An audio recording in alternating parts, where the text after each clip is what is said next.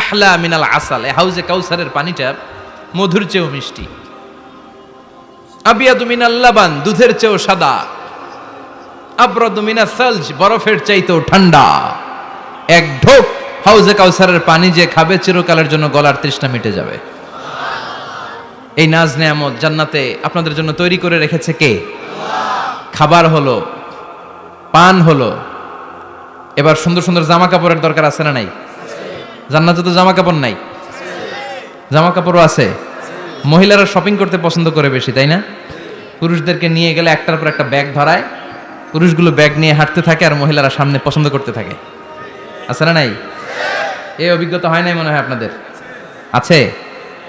আচ্ছা, তো ইচ্ছে মতো মহিলারা জান্নাতে শপিং করতে পারবে ইনশাআল্লাহ। আমার বোনেরা, আমার মায়েরা, যাদের জান্নাতে যে সোনার নেকলেস পরার খুব ইচ্ছা, ইচ্ছে মতো জুয়েলারি অর্নামেন্টস আপনাদের জন্য বোঝাই করা থাকবে, শাড়ি বোঝাই করা থাকবে। লেহেঙ্গা পরতে মহিলারা পছন্দ করে না?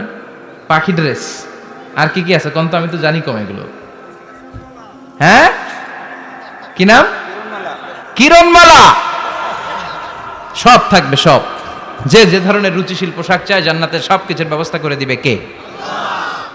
জান্নাতীরা জান্নাতের ভেতরে সুন্দর সুন্দর পোশাক পরবে। ওয়া লিবাসুহুম ফিহা হারির, পুরুষদের জন্য আল্লাহ তাআলা জান্নাতের ভেতরে রেশমের তৈরি পোশাক দিয়ে তাদেরকে পোশাক পরাবে। দুনিয়াতে আমাদের জন্য স্বর্ণ আর রেশম পরাকে হারাম করেছে কে? কিন্তু জান্নাতে এই স্বর্ণ আর রেশম দিয়ে পোশাক বানায় দিবে কে?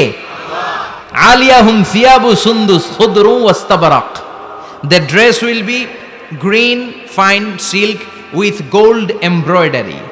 আল্লাহ বলেন জান্নাতি লোকদের পোশাক হবে সবুজ রঙের সিল্কের কাপড় দিয়ে বানানো, যেটার মধ্যে স্বর্ণ খচিত এমব্রয়ডারি করা ডিজাইন থাকবে।